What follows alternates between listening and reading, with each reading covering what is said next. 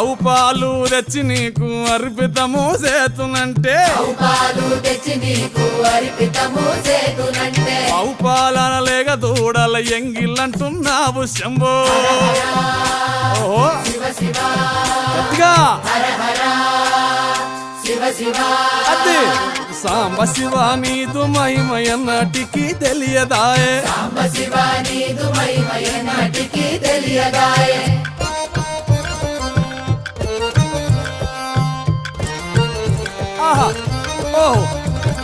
తుమ్మి పూలు తెచ్చి నీకు తుష్టుగా పూజింతునంటే కొమ్మ కొమ్మన కోటి తుమ్మెద లెంగిలంటున్నావు శివ